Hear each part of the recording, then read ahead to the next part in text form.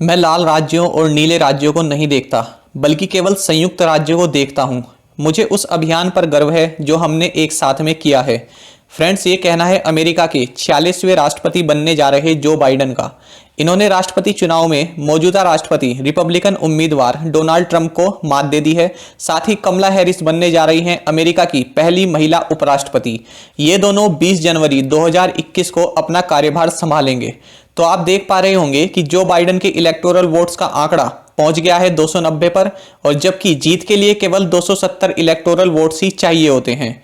जो बाइडन ने ट्वीट करके कहा कि मैं अपने आप को सम्मानित महसूस कर रहा हूं कि आप लोगों ने मुझे इस महान देश अमेरिका को लीड करने की जिम्मेदारी दी है। चाहे आपने मुझे वोट किया हो या ना किया हो, मैं सभी अमेरिकन्स का प्रेसिडेंट रहूंगा। जो विश्वास आपने मुझ में दिखाया है, मैं उसे बनाए रखूंगा। साथ ही हमारे प्राइम मिनिस्टर नरेंद्र मोदी जी ने भी ट्वीट करके जो बाइडन को बधाई दी और कहा कि अमेरिका के उपराष्ट्रपति के रूप में आपने इंडिया यूएस के रिलेशंस को मजबूत करने की दिशा में काम किया। मैं आपके साथ मिलकर फिर से इसी दिशा में काम करने के लिए उत्सुक हूं।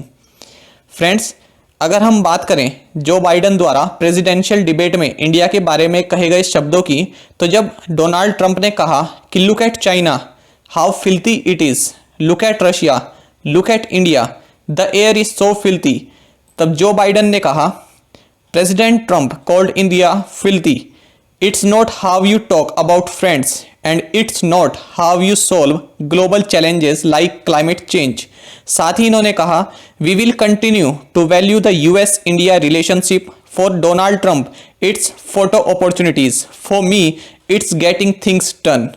साथ ही इन्होंने काफ़ी इंपॉर्टेंट बात भी याद दिलाई कि 15 years ago I was leading the Senate foreign relations committee with Republican Dick Lugar to approve the historic civil nuclear deal between our nations and advance our technology sharing and defense cooperation. At the time, I said if the United States and India became closer friends, then the world will be a safer place. तो ये बात इन्होंने अपने presidential debate के दौरान लोगों को याद दिलाई।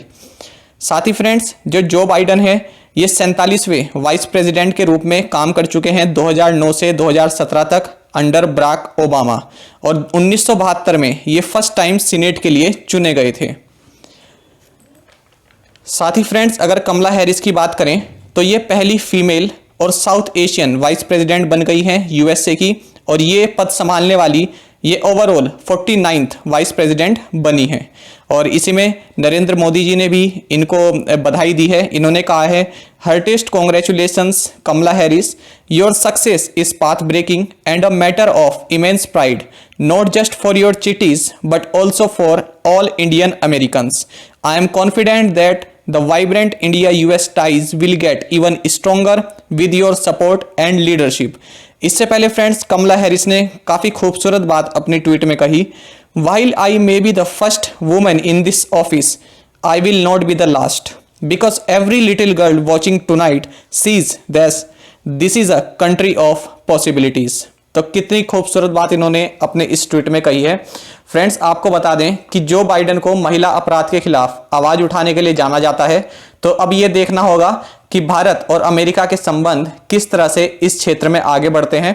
और चाहे रक्षा क्षेत्र की बात हो, चाहे अर्थव्यवस्था की बात हो, चाहे चाइना और पाकिस्तान को लेकर अमेरिका का क्या रुख रहता है, इस पर बात हो, तो ये सभी पहलू जो हैं भारत और अमेरिका के रिश्तों को आगे बढ़ाएंगे। तो भारत समेत पूरी दुनिया की नज़र इन सभी गतिविधियों पर बनी रहेगी। तो आई होप आपको हमारा ये सेशन अच्छा लगा होगा। साथ ही फ्रेंड्स, आप हमें टेलीग्राम पर ज्वाइन जरूर कर लें। यहाँ पर रेगुलर वीडियो अपडेट्स और करंट क्विजेस हम आप सभी के लिए डालते हैं। साथ ही डिस्कशन ग्रुप में आप किसी भी क्वेश्चन का सोल्यूशन पा सकते हैं। फ्रेंड्स, यहाँ पर हमारी करंट अफेयर्स की प्लेलिस्ट भी दी गई है, इसको जरूर देखें और अपने दोस्तों के साथ व्हाट्सएप एंड टेलीग्राम पर शेयर करें, लाइक करें और कमेंट करके बताएं कि ये वीडियो आपको कैसी लगी। Thank you guys.